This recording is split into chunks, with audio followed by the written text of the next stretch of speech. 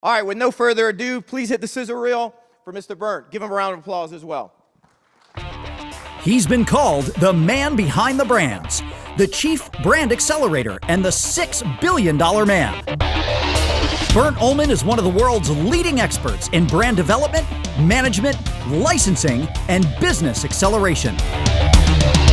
Trusted by iconic moguls and CEOs such as Donna Karan, Damon John, Russell Simmons, Eddie Lampert, Kevin Harrington, and Tommy Hilfiger, having created collections for the Rolling Stones, Steven Tyler, and American Idol. Mr. Ullman is the go-to man to skyrocket business growth and shatter yearly projections. His astonishing achievements include launching the Adam Levine and Nicki Minaj brands for Sears Holdings, earning over $200 million in annual sales. As president of Fat Fashions, he propelled retail sales from $80 million to $800 million. As CEO of Mesh, he developed the Jennifer Lopez and Mark Anthony collections for 1,100 Kohl's stores, the largest celebrity brand deal in history, worth $3.5 billion. And as president of Fubu International, he drove yearly revenue from $100 million to $400 million. I want to acknowledge my buddy here, Bernt Ullman, who took my company from 100 million to 400 million globally.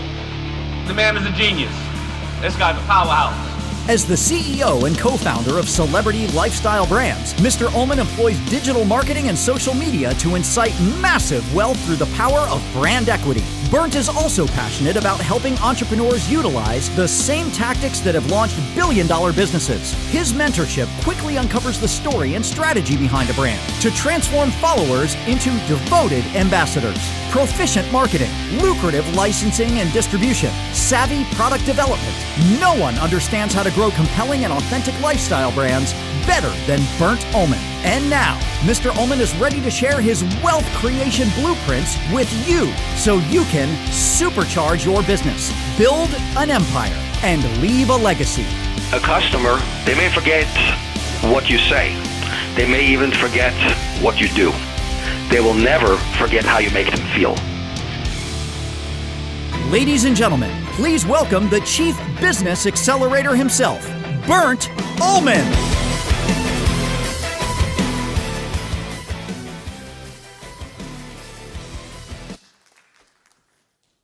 All right, thank you. Good morning. Good morning. Thank you, Nate. Thank you, Franklin. Thank you, Corey Bergeron. Okay, guys, so before we get into it. Hey, I'm Justin Singletary. You know what makes our fulfillment company unique?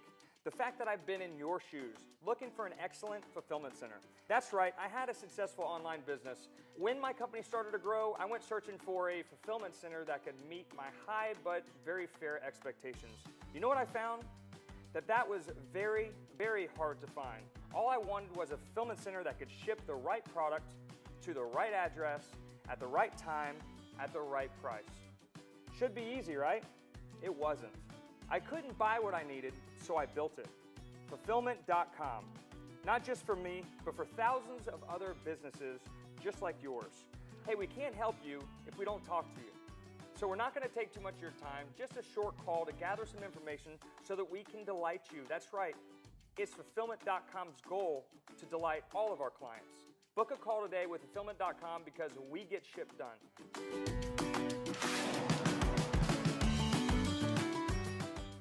I already pick up on the fact that I speak with an accent.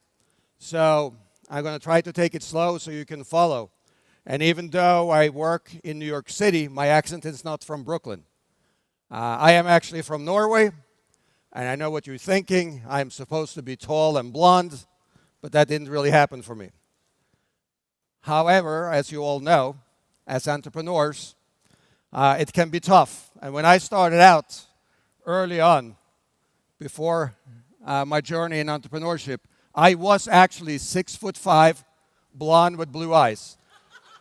And I have a picture to prove it. So this is before. And here you have the result after. Okay, let's get into it. What's a brand, right? So a brand is a name, design, a symbol, anything that distinguishes a product from the rivals in the eyes of the consumer. That's a brand. Okay, why does it matter? Because what we're going to talk about today is, of course, the 7 steps of brand building, which ultimately leads to wealth creation. So what's the power? What's the difference? So here it says, what makes a consumer willing to pay more for the same item? It's a basic white t-shirt, right? And in the example on the bottom, it's the Hanes 3-pack. The Hanes 3-pack you can buy for $8.50. Nautica, it's a brand, a little more elevated. They have a basic white tee for $19.50. Ralph Lauren, higher level brand, $39.50 up to $55. And lastly, John Varvatos, a designer t-shirt, yes, $98 to $148, basic white tee. So what makes people willing to pay more for, in essence, the same product? Well, it's brand equity. Brand equity is the value of your brand in the mind of the consumer. And that is a function of how you make them feel about your brand. When we now start on the 7 steps, why did I create the 7 steps? What's the value in having a brand and brand equity? Well, if you don't have anything that sets your product or your services apart from the competition, what are you left to compete on? That's right, price. You're only left to compete on price. And if all you have to compete on is price, you will find yourself in what I like to say or call a death spiral race to the bottom, because there's always someone out there that's willing to work on a lower price or a lower margin. So that's why we brand. Step 1, one vision, one mission, one brand. So first, start with a mission statement. It's the company's core purpose. It's what we do. It is, what problem do we solve? You focus on what's important, identify core markets, and communicate corporate direction to all stakeholders. And here's a good example. Google, to organize the world's information and make it universally accessible and useful. Clear mission. Everyone can rally around that. Now let's go to the vision. So the vision is your aspirational description of your objectives. It's what you aspire to do. It's to what end, why.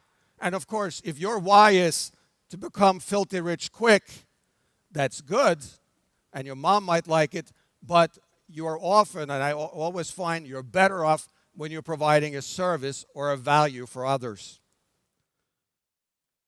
Here's a good example. Ford to become the world's leading consumer company for automotive products and services. Make sure, though, that you make the vision statement realistic, because vision without execution, as you all know, is hallucination. So we were talking about the Harley earlier. Well, that's another great brand. And what are the most important aspects of great brands? They have to be authentic, credible, and aspirational. Here are a couple of very successful brands. I bring them up primarily because, as we are all here as entrepreneurs, I want to remind you, these are some of the most successful brands of our times. So Nike, for instance, it was founded by a college athlete and his coach.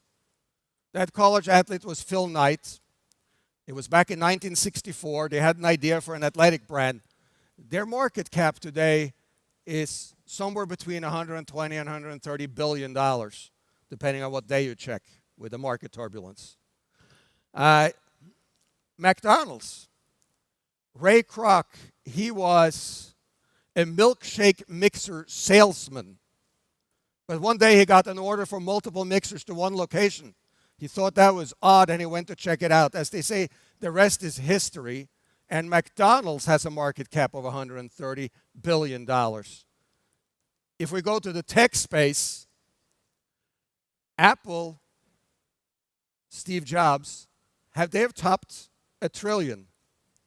And of course, Jeff Bezos and Amazon, they're hovering somewhere between 875 and again to $875 billion to $1 trillion market cap. So the point is, these were individuals, these were entrepreneurs, no different than any of you in the room. They had an idea, they had a vision, and this is the end result. So if you can dream it, you can achieve it.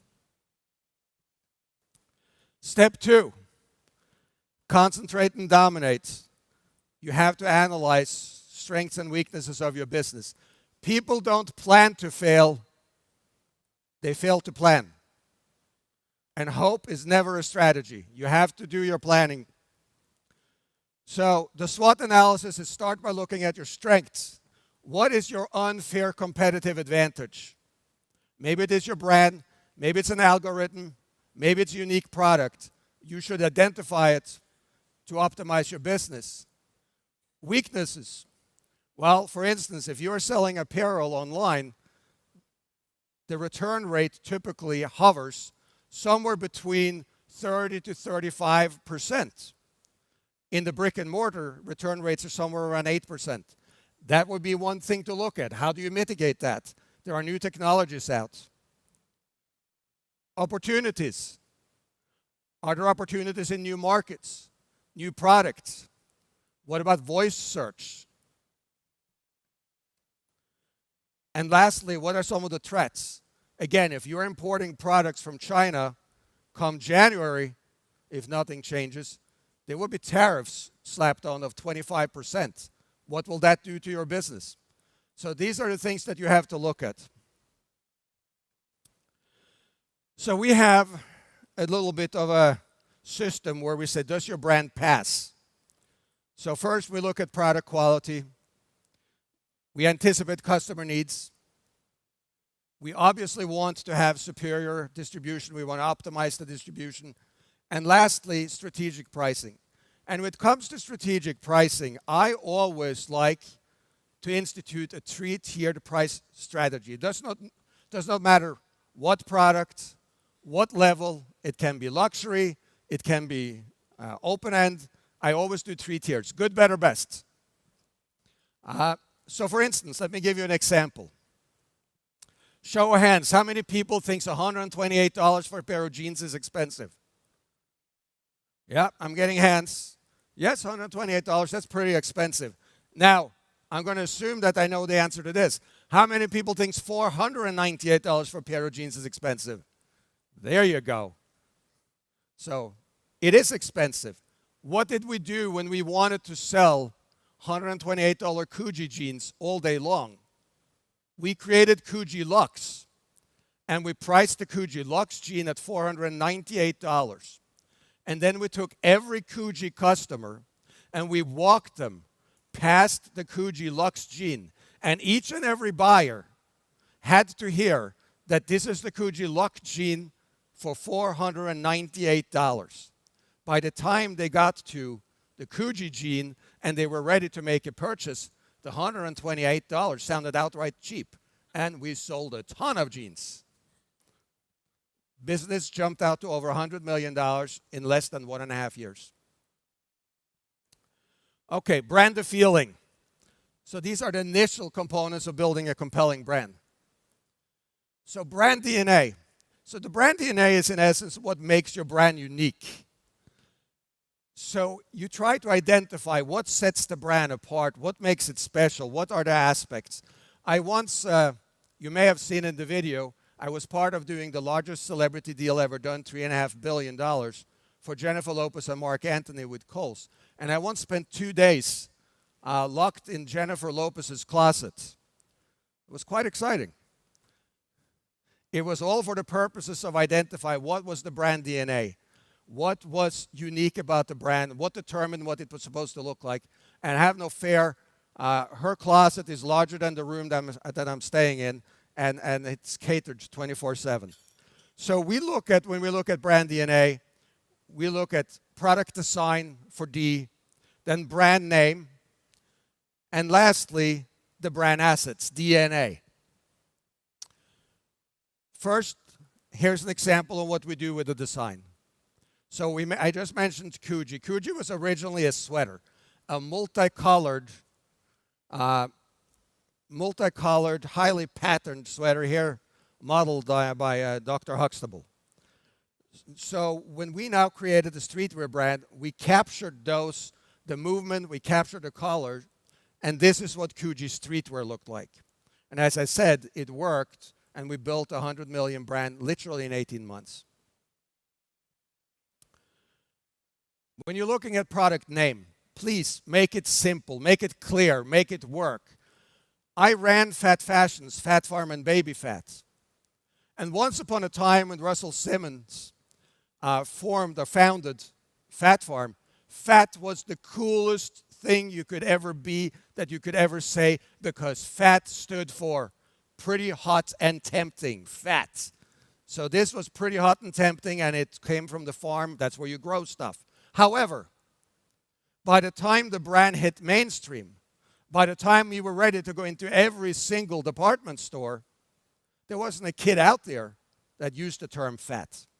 So the only thing that happened was, A, the brand now dated, or the name dated the brand, and number two, no one used the term anymore, and the reality is the mainstream buyers from the large national retailers originally thought we were coming with some form of weight loss product. Another example, who in here has heard of Justin Timberlake? Almost everybody, right? Okay, good. Who in here has heard of William Rast? William Rast. I see 0 hands. William Rast is Justin Timberlake's clothing collection. It is what happens when you overthink it. So William Rast, it's the middle name of Justin's and his partner's grandfather's names. So it's so cool that nobody knows the connection, and they're getting none of the benefit from Justin's very large following and fame. So keep the name simple and straightforward. Lastly, brand assets, packaging. So I always say nothing sells products as well as product. However, you need more than just product. If it was true that you only needed the product, cereal would be sitting in clear plastic bags so you could just see the product. But as we all know, that's not true, is it? So packaging is important. And in the direct-to-consumer space, it is specifically important because you actually have to sell your product twice. First, you're selling it when you make the emotional connection and they're on your website or they're interacting with the brand the first time and they make a purchase. Then the product gets shipped out. By now, they've had a fight with their spouse, it's raining outside, and they had a shitty day at work. And your product arrives.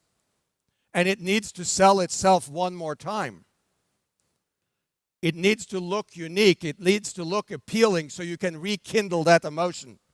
So that's packaging. Emotions, they matter. Emotions make decisions. Nobody needs another product. So we're buying because of the feeling your product creates. Have a Coke and a smile. Or Apple, think different, which was a play on IBM's Think. So, or Amazon, the world's most consumer-centric brand. These are all emotional statements that you can connect with. So, as you heard me say in the video, it says here that your customer will always remember how you make them feel. I'll take that a little further and say, they may remember what you say, they may even remember what you do. They will never forget how you make them feel. Okay, master the touch. So this is about brand consistency. Strong and powerful brand maintain consistency throughout. So for physical, it's logo, it's signage, letterhead and business cards, products, shop concept, events and experiences. And all of these attributes says something about you and about your brand. So I brought our celebrity lifestyle brand business card. And this is what our card does. So, not so unique, not so special. However, it sets us apart. it says something about us and our business. You need to, of course, maintain brand consistency also in the digital space. Your website, e-commerce, apps, social media, and even the smaller things like the email signature. I just mentioned our company, Celebrity Lifestyle Brands, and here you see how we sign off. And the reality is, consistency in brand should permeate everything that you do. And it includes you, it includes your brand ambassadors, it includes every single consumer touch point. All right, innovate, communicate. So you've all heard, if you build it, they will come. But I've added really, because the reality is, in this cluttered marketplace, if you build it and you don't tell them about it, nobody will come. Not one single soul. They don't care. There's too much information.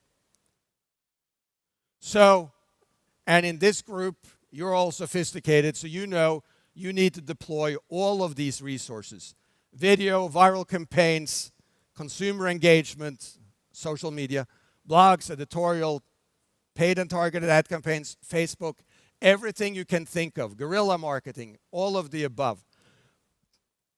Way back when, before we had all this social media, I launched my first business back in the mid-'80s, and it was Scandinavia's first home delivery of pizza. So it didn't exist until I launched my business. And I thought I had cornered the market when I got a write-up on the cover of the business section of the weekend paper. And the phone started ringing as soon as people picked up their papers. By early morning, even though we didn't open until 3, by early morning my phone system had broken down. And later in the afternoon, one of the pizza trucks broke down. We ended up delivering soggy, cold pizzas 3 to 4 hours after people called for them. It was a disastrous way to launch a business. And if it wasn't for the fact that the idea was so good, we would have been out of business before we ever started. So you only get one shot at making a first impression. You might as well make it a good one. This was a terrible launch onto a couple of really powerful launches. This thing is amazing. So this is referred to as the Hangman ad. And this is how the Tommy Hilfiger brand actually launched. This is a billboard from New York Times Square. And as you can see, it says, the 4 great American designers for men are. And then you have the R and L, and everyone knows Ralph Lauren. The next one you may not know, that's Perry Ellis, Calvin Klein, and then no one knew what the T and H was. So that's how the Tommy Hilfiger brand launched, and it got instant credibility by approximation. The neighborhood of those other leading designers led to an affirmation of the brand. Now, it pissed them all off, but they got over it, and the Tommy Hilfiger brand is today a brand that enjoys $7.5 billion in annual sales. Another great launch was the launch of Daymond John's FUBU. So as Daymond said in his book, The Power of Broke, they had no money, so they had to be really creative when it came to promoting the brand. Back in Hollis, Queens, where they're originally from, there are metal gates in front of all of the stores.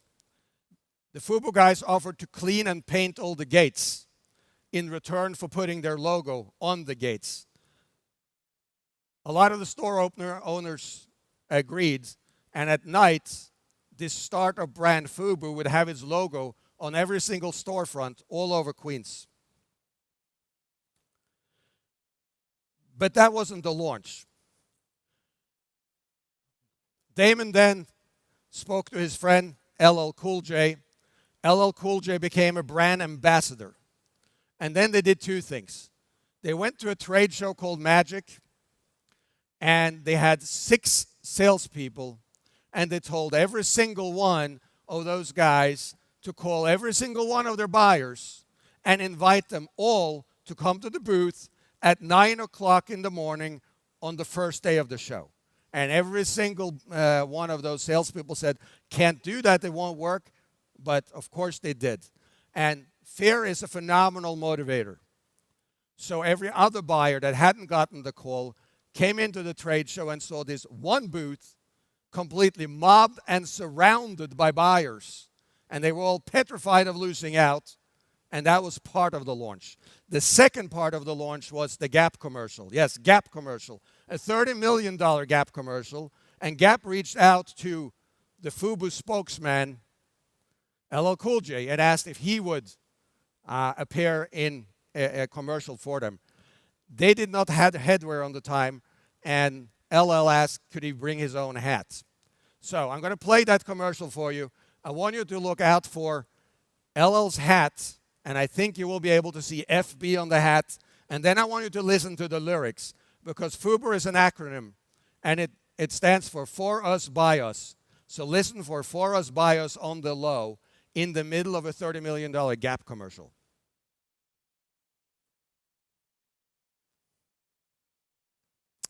Yes, so as it says, the prize goes to innovative. I will take it one step further.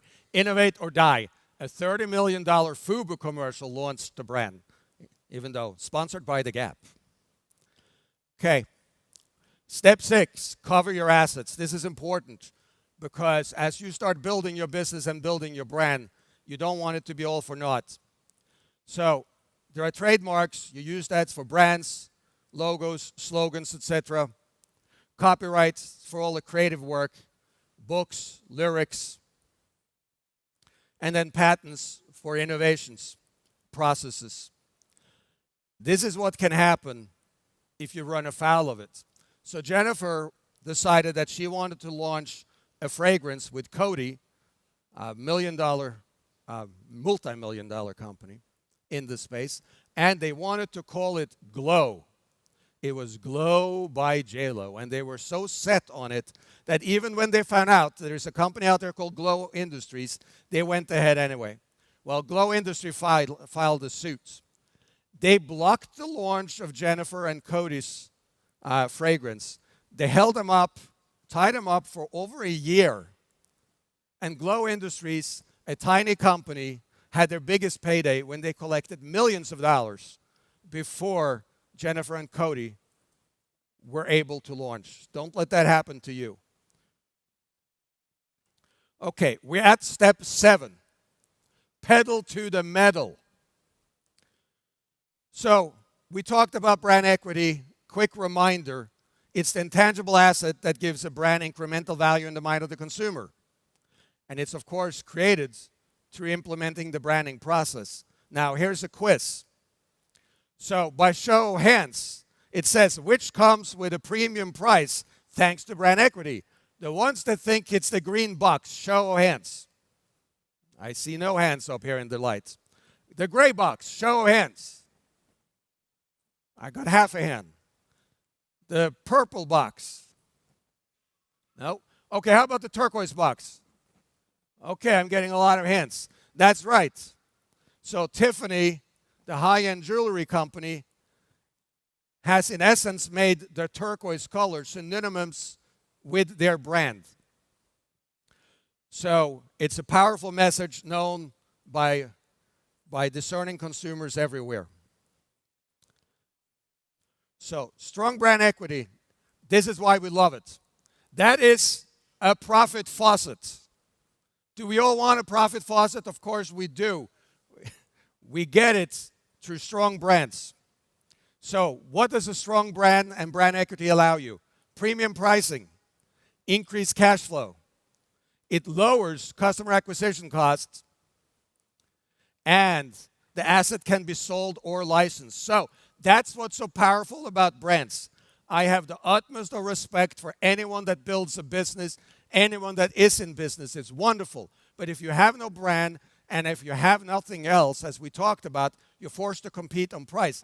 Not only that, you have to reinvent your business over and over and over again, and you're just as strong as your last transaction. With a brand, not only do you get to benefit from the business you build day to day, you are creating an asset. Fat Fashions, you remember I said I ran Fat Farm and Baby Fat. the company was sold. No, I take that back. The company wasn't sold. The IP, the intellectual property only, was sold for $140 million to a company called Kelwood. And Kelwood had to put $140 million on their books as an asset under goodwill. That's the power of building a brand. That's what Russell Simmons did. I am now working closely with Bethany Frankel, one of the original housewives from Housewives of New York. She has created a brand called Skinny Girl. Skinny Girl cocktails, Skinny Girl margarita, maybe some of you have heard of it. She gave birth to that brand while on the TV show, and a couple of years later, only a couple of years later, she sold the alcoholic beverage rights only. Again, just the IP. There was no company. She just sold the alcoholic beverage rights to Beam Suntory for $100 million. That's the power of brand and brand equity. Now, the brand equity can be enhanced. How?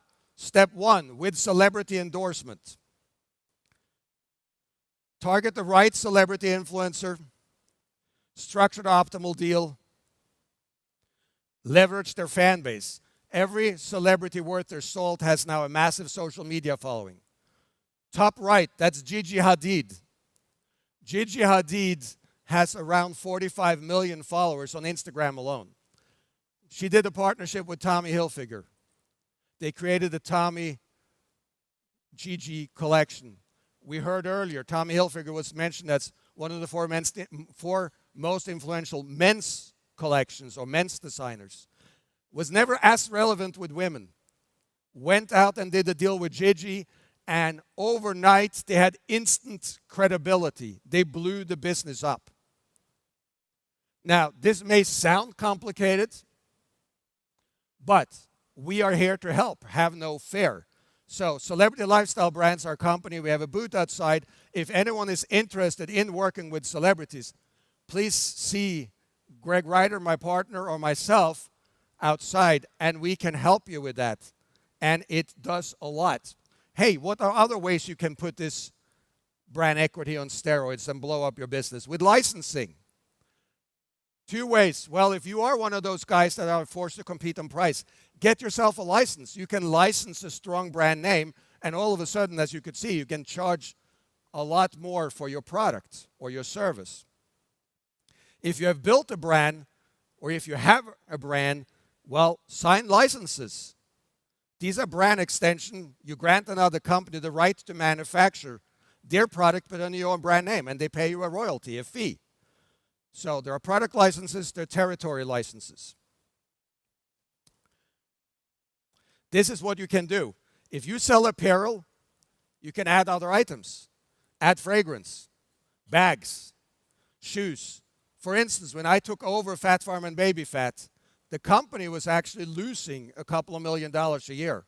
I changed the operating model to 100% licensed, and overnight, literally, we went from losing a couple of millions to having between $40 and $50 million in annual royalty revenue. Licensing, why do we love it? It's easy, it's fast, it's cost effective, and it's profitable. So the last way to put your brand equity on steroids, simple. Get yourself a board of advisors. They provide non-binding strategic advice, and they leverage their Rolodex for your benefit. As we often say, your network is your net worth. It's informal, it's flexible, and it's a revenue multiplier. Let me give you one other example. A lot of people have sought out Tommy Hilfiger's advice over the years. Michael Kors, legendary designer, came to Tommy back in early 2000s. Not for advice on how to grow his business. No, for how he could seamlessly actually end it all, go out of business. Tommy said, not so fast. Firstly, I think you should do this, this, and that to your business, which entailed focusing more on accessories. Secondarily, he leveraged his Rolodex. He called 2 of his former backers Lawrence Stroll and Silas Chow. He got them involved. They deployed the necessary capital. And Michael Kors have gone from being on the verge of going out of business in the early 2000s to having a market cap of $9.5 billion today. So that's the power of having a good or strong board of advisors. So on that note, we have gone through the 7 steps, and my timer here in front of me is now blinking red. So I will leave you with just one final thought.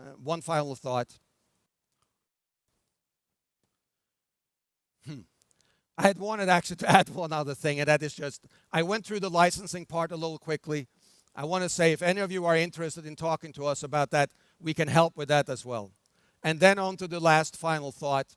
And the final thought is really very simple. Build a brand, create wealth, leave a legacy. Thank you.